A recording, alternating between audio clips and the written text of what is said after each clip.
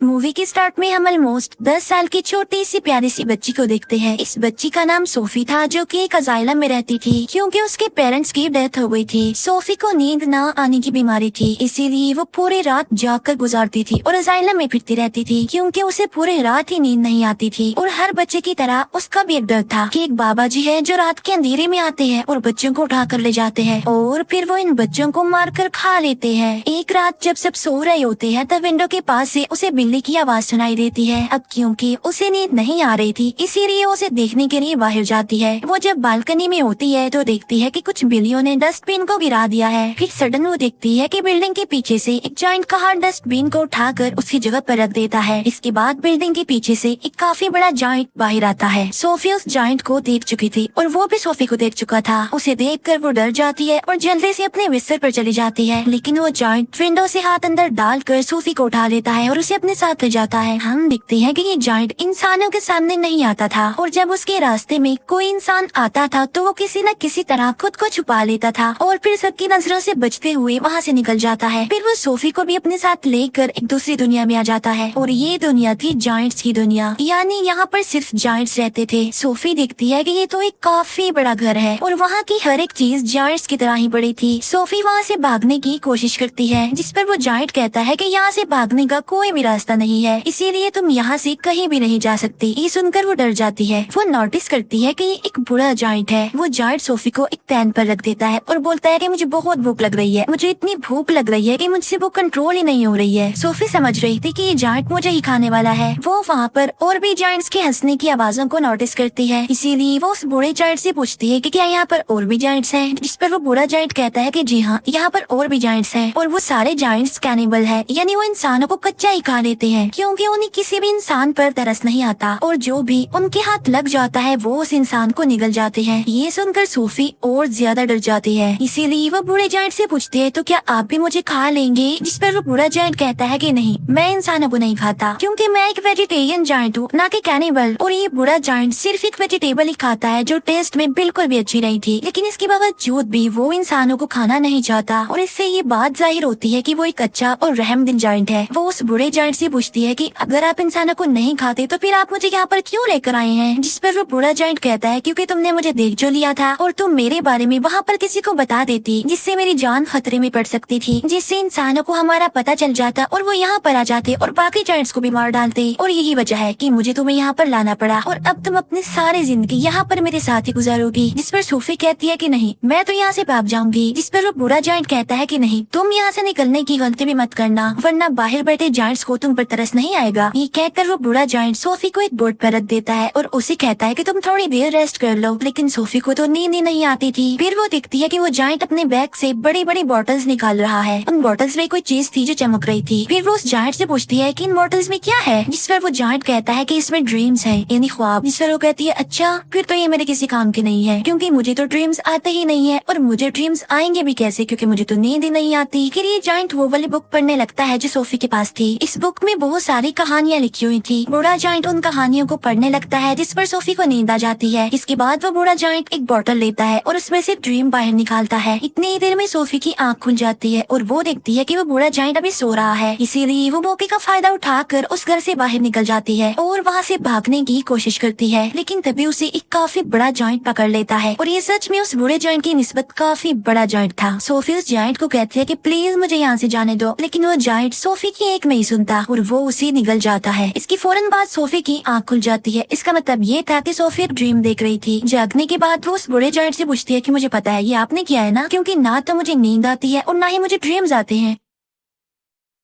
लेकिन आपने ये जो मुझे ड्रीम दिखाया है ये तो बहुत डरावना था। जिस पर वो जॉइंट कहता है कि मुझे ऐसा करना पड़ा और मैंने ऐसा इसीलिए किया है ताकि मैं तुम्हें ये बता सकूं कि बाहर तुम्हारे लिए कितना खतरा है, इसी वजह से तुम्हारे लिए बेटर होगा कि तुम यहीं पर ही रहो। बूढ़ा जॉइंट सोफी को समझाता है कि यहाँ पर जो जॉइंट्स है ना वो मुझसे साइज में काफी बड़े हैं और मैं तो उन जॉइंट्स के सामने कुछ भी नहीं हूँ क्योंकि मैं छोटा सा जॉइंट हूँ और बूढ़ा भी हूँ। अभी वो लोग बातें कर ही रही थी कि तभी वहाँ पर एक काफी बड़ा जॉइंट अंदर आ जाता है और वाकई ये उस बूढ़े जॉइंट की निस्बत काफी काफी बड़ा था। वो जायंट आते ही बूढ़े जायंट से पूछता है कि बताओ तुम किससे बात कर रहे थे बोने। अब यहाँ पर सारे जायंट्स बूढ़े जायंट को बोना कहते थे क्योंकि वो साइज में सबसे ही छोटा था। बूढ़ा जायंट जवाब देता है कि नहीं तो मैं तो किसी से बात नहीं कर रहा था। इसी दौरान सोफी भी कहीं पर छुप जाती है। इस बड़े जायंट के हाथ पर चोट लगी थी, इसीलिए वो पट्टी करवाने के लिए बूढ़े जायंट के पास आया था। अब क्योंकि वो जायंट कैनिबल था, इसी वजह से उसे उस घर में से इंसान की खुशबू आती है, इसीलिए वो वहाँ पर पड़ी हर एक चीज को देखने लगता है। तभी सोफी उस सब्जी के अंदर चली जाती है जो वो बूढ़ा जायंट खाता था, और जब वो जायंट उस सब्जी को स्मेल करता है तो उसे उसमें से इंसान की खुशबू आती है। आज से पहले इस जायंट ने कभी भी ये सब्जी नहीं खाई थी, लेकिन आज उसे इस वेजिटेबल में से अच्छी खुशबू आ रही थी, इंसान की खुशबू आ रही थी, क्योंकि उसमें सोफी जो थी, इसीलिए वो जायंट उसे खाने लगता है। ये देखकर वो बूढ़ा जायंट कहता है कि रुको, तुम ये नहीं खा सकते, क्या तुम भूल गए हो कि तुम वेजिटेबल्स नहीं खाते। जिस पर वो जायंट कहता है कि हाँ, मैं ये बात कैसे भूल गया कि मैं तो सब्जियां खाता ही नहीं हूँ। इसीलिए वो सब्जी को फेंक देता है और सोफी की जान बच जाती है। इसके बाद वो जायंट वहाँ से चला जाता है। फिर उस बूढ़े जायंट को कहीं पर जाना था और सोफी उससे पूछती है कि आप कहाँ पर जा रहे हैं। जिस पर वो बूढ़ा जायंट कहता है कि मैं किसी जरूरी काम से जा रहा हूँ। वो पूछती है कि कौन सा जरूरी काम, लेकिन वो उसे कुछ भी नहीं बताता। फिर वो सोफी की काफी फोर्स करने पर उसे बता ही देता है कि मैं ड्रीम्स को पकड़ने जा रहा हूँ। फिर सोफी उसे काफी कहती है कि मुझे भी अपने साथ लेकर जाइए, लेकिन वो उसे अपने साथ नहीं ले जाना चाहता था क्योंकि बाहर जो जायंट सो रहे थे, अगर वो जाग गए, उन्होंने सोफी को देख लिया तो बहुत बुरा होगा। इसी वजह से वो किसी भी किस्म का रिस्क नहीं लेना चाहता था, लेकिन सोफी उसे काफी इंसिस्ट करती है, इसीलिए वो उसे अपने साथ ले जाने के लिए एग्री हो जाता है। जब वो बाहर आते हैं तो देखते हैं कि वो सारे जायंट्स गहरी नींद सो रहे हैं, इसीलिए ये दोनों उनके बीच से ही गुजरना चाहते थे, लेकिन इतनी देर में उन सारे जायंट्स की आंख खुल जाती है और वो बूढ़े जायंट को परेशान करने लग जाते हैं कि बोलने तुम कहाँ पर जा रहे हो। जिस पर वो कहता है कि मैं तो अपने काम पर जा रहा हूँ। जिस पर वो जायंट्स कहते हैं कि हम नहीं चाहते कि तुम यहाँ से निकल कर बाहर जाओ, इंसानों की दुनिया में जाओ, क्योंकि अगर इंसानों को हमारे बारे में पता चल गया तो हमारी जान खतरे में पड़ जाएगी। वो सारे जायंट्स बूढ़े जायंट को बहुत ज्यादा तंग करते हैं और तभी मौके का फायदा उठाकर सोफी एक गाड़ी में छुप जाती है। लेकिन तभी बूढ़ा जायंट आसमान की तरफ इशारा करके कहता है कि वो देखो। सब देखते हैं कि आसमान पर बादल बने हैं और बारिश होने वाली है। असल में उन सारे जायंट्स को पानी से डर लगता था क्योंकि उन्हें वाटर फोबिया था, और तभी वहाँ पर बारिश होने लगती है और वो सारे जायंट्स जाकर छुप जाते हैं। तब मौके का फायदा उठाकर वो दोनों यानी बूढ़ा जायंट और सोफी वहाँ से चले जाते हैं। वो लोग माउंटेन्स पर चढ़ने लगते हैं। चलते चलते वो बादलों से भी काफी आगे निकल जाते हैं। सोफी कहती है कि यहाँ से तो देखने में ये स्टार्स बहुत ही प्यारे लग रहे हैं। बूढ़ा जायंट कहता है कि मैं तो इनका म्यूजिक भी सुन सकता हूँ। वो बताता है कि मैं इवन दुनिया की हर चीज की आवाज ही सुन सकता हूँ। मैं चूंटियों की आवाज सुन सकता हूँ, कीड़े मकोड़ों की आवाज सुन सकता हूँ, इवन मैं ट्रीज की कहानियाँ भी सुन सकता हूँ। मेरे कान इतनी तेज हैं कि दुनिया की हर आवाज को ही सुन सकते हैं। ये सुनकर सोफी कहती है कि मुझे तो यकीन नहीं आ रहा आपकी बातों पर। बूढ़ा जायंट कहता है कि यही सच है बेटा, तुम्हें मानना होगा। इसके बाद वो लोग एक लेक के पास पहुँच जाते हैं जिसके पास एक काफी बड़ा और खूबसूरत ट्री था। बूढ़ा जायंट पानी में कूद जाता है और उनके साथ सोफी भी कूद जाती है। दोनों फिर लेक के दूसरे किनारे पर पहुँच जाते हैं और ये होती है ड्रीम्स की दुनिया, क्योंकि ड्रीम्स उस ट्री से यहाँ पर कतरों की तरह गिरते हैं और बूढ़ा जायंट इन्हें पकड़ने के लिए ही यहाँ पर आता है। फिर वो दोनों मिलकर बहुत सारे ड्रीम्स पकड़ लेते हैं। इन ख्वाबों में अच्छे और बुरे दोनों ड्रीम्स ही थे। इन ड्रीम्स को पकड़कर फिर ये लोग वापस जाने लगते हैं। ये दोनों अब एक दूसरे के काफी अच्छे फ्रेंड बन गए थे और एक दूसरे के साथ काफी खुश थे।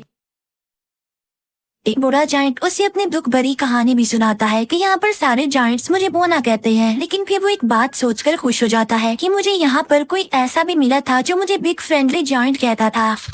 ये सुनकर सोफी कहती है तो आज से मैं भी आपको बिग फ्रेंडली जायंट यानी BFG ही कहूँगी। ड्रीम्स पकड़ने के बाद ये लोग सिटी में घूमते फिरते हैं जहाँ पर बच्चे अपने अपने घरों में सो रहे होते हैं और बिग फ्रेंडली जायंट यानी BFG उन्हें नींद में बहुत अच्छे अच्छे ड्रीम्स देता है ताकि लोगों को उनके ड्रीम्स में खुशियाँ मिल सके। यहाँ पर हम ये जान पाते हैं कि BFG एक बहुत ही अच्छे दिल का जायंट है जो ड्रीम्स की दुनिया से ड्रीम्स ला कर लोगों को देता है ताकि सोते हुए ही सही ये उन लोगों की जिंदगियों में खुशियाँ तो ला सके। सोफी पूछती है कि ड्रीम्स के बारे में आपको क्या आपके पेरेंट्स ने बताया था, जिस पर वो जायंट यानी BFG कहता है कि जायंट्स के पेरेंट्स नहीं होते। फिर वो BFG से उसकी एज पूछती है कि आपकी उम्र कितनी है। BFG जवाब देता है कि जितनी उम्र इस दुनिया की है उतनी ही मेरी है, यानी जब से ये दुनिया बनी थी तब से ये जायंट्स भी बन गए थे, लेकिन ये इस दुनिया में इंसानों से छुप कर रहते हैं दीवारों के पीछे। फिर वो दोनों वापस जाने लगते हैं। सोफी अचानक पूछती है कि मेरा ब्लैंकेट कहाँ पर है। असल में सोफी का ब्लैंकेट जायंट्स की दुनिया में ही रह गया था और इस बात की वजह से BFG परेशान हो जाते हैं। इसीलिए वो सोफी को कहते हैं कि अब मैं तुम्हें अपने साथ नहीं ले जा सकता क्योंकि अब तक उन जायंट्स को पता चल गया होगा कि मेरे साथ कोई इंसान भी है। और यहाँ पर BFG सोफी को एक बात बताता है कि बहुत सालों पहले मुझे एक बच्चा मिला था और वो भी इतना ही प्यारा और इनोसेंट था जितनी कि तुम हो, और तुम्हारी तरह उसने भी मुझे देख लिया था। इसी वजह से में उस बच्चे को भी जायंट्स की दुनिया में ले गया और उसी बच्चे ने मुझे पढ़ना सिखाया। और ये जो जैकेट तुमने पहन रखी है ये मेरे उसी मासूम छोटे से फ्रेंड की है, लेकिन इससे पहले कि मैं उस बच्चे को उसकी दुनिया में वापस लेकर आता काफी देर हो चुकी थी। और मैं बिल्कुल ये नहीं चाहता कि जो उस बच्चे के साथ हुआ है, मेरे उस दोस्त के साथ हुआ है, वो तुम्हारे साथ भी हो, क्योंकि तुम भी तो मेरी दोस्त ही हो ना। इसीलिए वो सोफी को वहीं पर छोड़कर वहाँ से जाने का फैसला करता है। हालांकि सोफी उन्हें काफी मना करती है यहाँ रुकने पर और उसके साथ चलने की जिद करती है, लेकिन वो जायंट इस बार उसकी बात नहीं मानता। तब BFG उसे अजाइला में छोड़कर वहाँ से जाने लगता है। अब क्योंकि सोफी वहाँ पर रुकना नहीं चाहती थी, इसीलिए वो बालकनी से कूद जाती है, क्योंकि उसे पता था कि BFG उसे बचा लेंगे। और होता भी ऐसा है, BFG उसे बचा लेता है और इसीलिए ना चाहते हुए भी उसे सोफी की बात माननी पड़ती है। इसी वजह से वो उसे जायंट्स की दुनिया में दोबारा से ले आता है, जहाँ पर बाकी जायंट्स पहले ही उन लोगों के लिए वेट कर रहे थे, क्योंकि सारे जायंट्स जान चुके थे कि बूढ़े जायंट के पास कोई इंसान है। इसीलिए सारे जायंट्स अब जानना चाहते थे कि वो इंसान कौन है, कहाँ पर है। इसीलिए वो ब्लैंकेट की खुशबू की मदद से BFG के घर को चेक करते हैं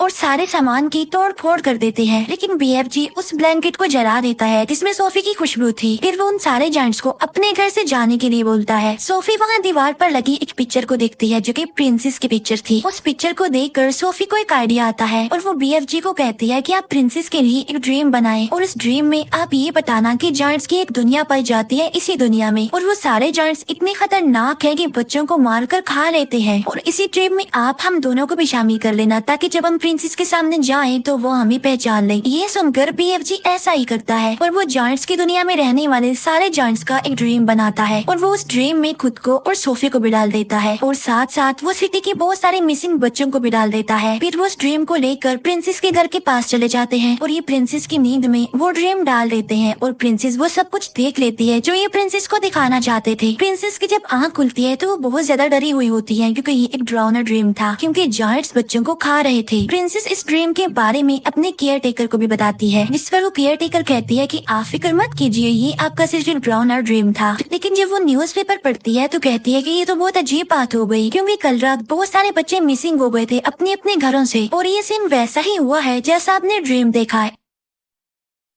तभी प्रिंसेस कहती है कि पर्दे हटाओ, और पर्दे हटाते ही विंडो पर सोफी खड़ी हुई थी। असल में ये चीज भी उन्होंने ड्रीम में डाल दी थी और उसमें BFG को भी डाल दिया था। तब सोफी उन्हें BFG के बारे में बताती है और साथ साथ वो प्रिंसेस से प्रॉमिस भी लेती है कि आप मुझसे वादा करेंगे आप BFG को कोई नुकसान नहीं पहुंचाएंगी। तब BFG प्रिंसेस के सामने आता है और तमीज से उनके सामने झुक जाता है। तब प्रिंसेस भी अपने प्रॉमिस को पूरा करती है। अच्छा, यहाँ पर जायंट्स की ना एक फनी बात भी थी कि वो किसी भी वर्ड को ठीक से नहीं बोलते थे, इसीलिए वो महारानी को मर्जानी कहता था, BFG इंसान को इंसान कहता था और ऐसे ही उल्टे सीधे लफ्ज बोलते थे। इसके बाद प्रिंसेस उनका अच्छे से वेलकम करती है और उन्हें एक काफी अच्छी दावत देती है। फिर ये लोग सारी बात प्रिंसेस को बता देते हैं कि जायंट्स की दुनिया में 9 बड़े बड़े जायंट्स ऐसे हैं जो इंसानों और बच्चों को पकड़कर खा लेते हैं। इसीलिए प्रिंसेस उनकी हेल्प करने के लिए तैयार हो जाती है और अपनी एक पूरी आर्मी तैयार कर लेती है, जो कि BFG की मदद से अपने हेलीकॉप्टर्स में बैठकर जायंट्स की दुनिया के लिए निकल जाते हैं। अब इन्होंने यहाँ पर एक प्रॉपर प्लान बनाया हुआ था, इसीलिए वो प्लान के मुताबिक एक जगह पर रुक जाते हैं, क्योंकि ये पूरी तैयारी के साथ उन पर अटैक करने के लिए आए थे। प्लान ये था कि BFG ड्रीम बनाएंगे और उस ड्रीम में BFG इन जायंट्स के लिए शर्मिंदगी और पछतावा डालेंगे उनके बुरे कामों के लिए जो उन्होंने किए थे। और BFG ऐसे ड्रीम बना भी लेता है, लेकिन जैसे ही BFG ड्रीम्स को उन जायंट्स में डालने के लिए जाता है तब उन्हें याद आता है कि ड्रीम डालने वाली चीज तो मैं प्रिंसेस के महल में ही छोड़ आया हूँ और उस चीज के बगैर ऐसा करना रिस्की था, क्योंकि उन जायंट्स के पास जाना था। लेकिन सोफी हिम्मत करके उस ड्रीम वाले जार को उस जगह पर लेकर चली जाती है जहाँ पर वो जायंट्स सो रहे थे। लेकिन इससे पहले कि सोफी उस जार को तोड़ पाती, उन जायंट्स का लीडर उठ जाता है और वो जैसे ही सोफी को पकड़ने वाला होता है, सोफी उस जार को तोड़ देती है और ये ड्रीम उन जायंट्स की नींद में चला जाता है जो भी सो रहे थे। और जब वो जायंट्स जागते हैं तो उन्हें अपने बुरे काम पर शर्मिंदगी होती है, लेकिन ये जायंट्स का लीडर था वो तो जाग रहा था, इसीलिए उसे कोई भी पछतावा और शर्मिंदगी नहीं होती और इसीलिए वो सोफी पर अटैक कर देता है। लेकिन तभी BFG उस जायंट के सामने आ जाते हैं। अब क्योंकि BFG बहुत छोटे थे, इसीलिए वो जायंट उन्हें अपने हाथ में उठा लेता है। लेकिन जैसे ही वो BFG को मारने लगता है, प्रिंसेस की पूरी आर्मी हेलीकॉप्टर्स के साथ वहाँ पर आ जाती है और वो लोग सारे जायंट्स को पकड़कर अपने साथ ले जाते हैं और उन्हें समंदर के बीच में एक आइलैंड पर छोड़ दिया जाता है। अब क्योंकि इनकी चारों तरफ पानी था और ये तो पानी से डरते थे, इसीलिए वो वहाँ से भाग नहीं सकते थे और इसीलिए अभी हमेशा के लिए यहाँ पर फंस गए हैं। प्रिंसेस उन जायंट्स के लिए वहाँ पर सब्जी के बीज भी फेंक देती है ताकि ये जायंट्स उन बीजों की मदद से वहाँ पर सब्जी उगाए और सारी जिंदगी ये वो सब्जी ही खाए। अब क्योंकि उन जायंट्स को ये सब्जी पसंद नहीं थी, लेकिन अब ना चाहते हुए भी उन्हें ये सब्जी खानी पड़नी थी और पूरी जिंदगी इसी आइलैंड पर रहकर ये सब्जी ही खानी है। इसके बाद हम सोफी को देखते हैं जो बस आइलैंड में नहीं रहती बल्कि प्रिंसेस के महल में रहती है। और यहाँ पर सोफी बहुत खुश होती है और वो जब चाहे BFG से बात भी कर सकती है क्योंकि BFG ने बताया था कि वो इस दुनिया की सारी आवाजें सुन सकते हैं। दूसरी तरफ BFG जो कि अब जायंट्स की दुनिया में बिल्कुल अकेले रह गए हैं, जिन्होंने जायंट्स की दुनिया में उस सब्जी के अलावा और भी बहुत सारी वेजिटेबल्स उगा ली है और वो भी अपनी लाइफ में बहुत खुश है। सोफी हर सुबह जाकर विंडो पर आती है और BFG को गुड मॉर्निंग कहती है, जिसे BFG सुन लेते हैं और उसका जवाब देते हैं। और ये प्यारी सी मूवी यहीं पर एंड हो जाती है। Thank you for watching.